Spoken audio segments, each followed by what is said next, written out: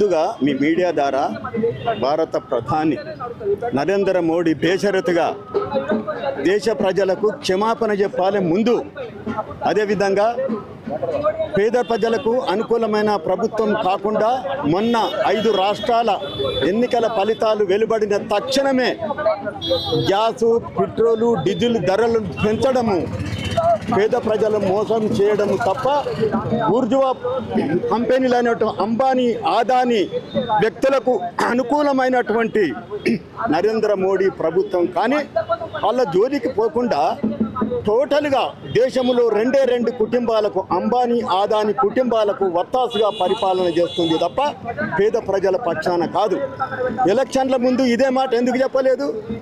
5 రాష్ట్రాల ఎన్నికల ఫలితాలు వచ్చిన తర్వాత పేద ప్రజలను, నీకు ఓటేసి గెలిపించిన ప్రజలను వంట గ్యాసు, పెట్రోల్, డీజిల్ పెంచి మోసం చేయడం ఎంతవరకు సమంజసం? కాబట్టి బేషరతుగా పెంచిన డీజిల్, పెట్రోల్, గ్యాస్ ధరలను తక్షణమే తగ్గించి బేషరతుగా దేశ ప్రజలకు క్షమాపణ చెప్పాలి.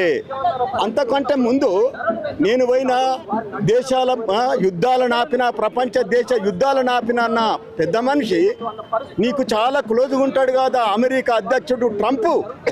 ఆయనకు పోయి దండం పెట్టి కాళ్ళు మొక్కి పెద్దన్నను ఓదార్చి యుద్ధం ఆపు, ఆ యుద్ధం వల్ల వచ్చే నష్టాన్ని భరించు, రైతుల ఉసురు ముడుతుంది, దేశ ప్రగతి అంటున్నావు, సామాన్య మానవుల పైన భారం మోస్తున్నావు, బంగారం కొనొద్దని చెప్తున్నావు. మన ఇంట్లో ఉన్న బిడ్డే పెళ్లి చేసి ఇవ్వాలంటే బంగారం చేసుకోకుండా ఎవడన్నా ఇవ్వకుండా పెళ్లి చేసుకుంటుండా? బంగారం కొనొద్దని పేద ప్రజలకు చెప్తావు. నువ్వు కొనుక్కుంటుండవా? ఒక్క సూటు కోటుకు ₹1,00,00,000 అవుతున్నాయి. నువ్వు కొనకు. పనికి మాలిన కళ్ళబొల్లి కథలు చెప్పి మా కాన్వాయ్ తగ్గిస్తున్నా అంటున్నావు. ఛాలెంజ్ చేస్తున్నా, మీ రక్షణ లేకుండా ఒకే సింగిల్ బండి మీద పో. నిజంగా చెప్పాలంటే దేశానికి శత్రువు లేకపోతే ఒంటరిగా పోతాడు. నీకెందుకా కాన్వాయ్? టోటల్గా ఏ పొక్కలు ఉన్నా డ్రోన్లను ఉపయోగించి అన్నలను గాలించినవు. మరి నీకెందుకు? నీకు శత్రుత్వం లేకపోతే నీ ఇంకా కాన్వాయ్ ఎందుకు? నువ్వు ఒక్కనే పెట్రోలు పాదయాత్ర చేసుకుంటావు, ఒకటే బండి మీద పో. నువ్వు ఎన్ని కళ్ళ బొల్లి కథలు చెప్పి మొన్న పరేడ్ గ్రౌండ్లో పెద్ద బహిరంగ సభ పెట్టి తెలంగాణలో అధికారంకి వస్తామని చూసినావు. కానీ ఇతర రాష్ట్రాల్లో ఉన్నట్టు ప్రజలు తెలంగాణలో అమాయకులు లేరు.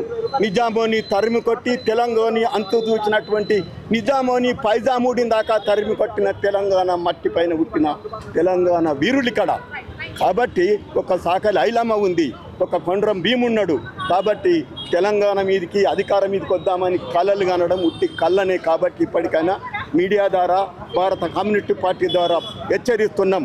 కళ్ళబొల్లి కథలు చెప్పి అధికారం మీదకి వచ్చి మాటికి గ్యాసు, పెట్రోల్ ధరలు పెంచడము నిత్యావసర వస్తువుల మీద ప్రభావం చూపుతుంది.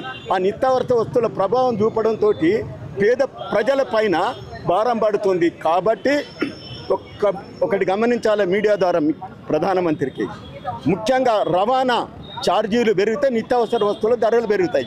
అదేంటిది? పెట్రోలు, డీజిల్ ధరలు పెరిగితే రవాణా ఛార్జీలు పెరగడంతో నిత్యావసర వస్తువుల ప్రభావం, నిత్యావసర వస్తువుల ధరలు పెరగడంతో సామాన్య మానవుని జీవితాల మీద బండరాయి పడ్డట్టు అవుతుంది. అదేవిధంగా 5 రాష్ట్రాల మీదకి అధికారం మీదకి వచ్చిన పెద్ద మనిషి ఎలక్షన్లు అయిపోగానే ఏకదమ్మున ₹1000 అంటే వంట గ్యాస్ ధర పెంచిండు. ఎంతవరకు సమంజసం? అందుకనే మరొకసారి భారత కమ్యూనిస్ట్ పార్టీ ద్వారా నరేంద్ర మోడీకి కోరుతున్నాం, బేషరతుగా క్షమాపణ చెప్పు దేశ ప్రజలకు. చెప్పుతూ పెంచినటువంటి వంట గ్యాసు, పెట్రోల్, డీజిల్ ధరలను తగ్గించు. ఎందుకంటే నువ్వు మోడీవి, నీ మొండి మాటలు చెప్పకుండా నరేంద్ర మోడీ నువ్వు అమెరికా అధ్యక్షుడు ట్రంప్కు చాలా క్లోజు. ఆయన కాలు మొక్తావా, దండం పెడతావా, బూట్లు నాకుతావా, యుద్ధాలు నాపు. భారతదేశ ప్రజల పక్షాన ఉండి ఆ పెరిగిన ధరలను ప్రజల పక్షాన ఉండి, కానీ దేశంలో 2 ఆదాని, అంబానీ పక్షాన మాత్రం ఉంటే నిరంతరం ఎర్రజెండా భారత కమ్యూనిస్ట్ పార్టీ ప్రజల పక్షాన ఉంటూ ఇప్పుడు కలలు కంటున్నావా? ఏది it is not a life permanent the politician. ఇప్పుడు నువ్వు ఏగుతుండొచ్చు, ఒక్కసారి 92 సంవత్సరం చూస్తుంటే దేశంలో 2 మీరు ఉన్నారు. మేము కూడా అధికారం మీదకి రావచ్చు. బ్రహ్మంగారే చెప్పిండు, అది అవినీతి రాజకీయం అయినాక, మతోన్మాదం అయినాక అంతిమంగా సమాంతర పాలన కమ్యూనిస్టులు ఏలునని బ్రహ్మంగారే చెప్పిండు. కాబట్టి బ్రహ్మంగారు చెప్పింది అక్షర సత్యం అవుతుంది. కమ్యూనిస్టులు రాజ్యం ఏలుతారు. అప్పుడు దేశంలో సమాంతర పాలన వస్తుంది, మీ పాపాలు పండుతాయి, నువ్వు జైలుకోక తప్పదు అని మరొకసారి ఫైనల్గా విజ్ఞప్తి అనుకో, డిమాండ్ అనుకో, బేషరతుగా దేశ ప్రజలకు క్షమాపణ చెప్పి పెంచిన డీజిల్ పెట్రోల్ గ్యాస్ ధరలను తగ్గిస్తూ ప్రజల పక్షాన ఉండి కానీ అంబానీ ఆదాని నిన్ను కాపాడలేరు.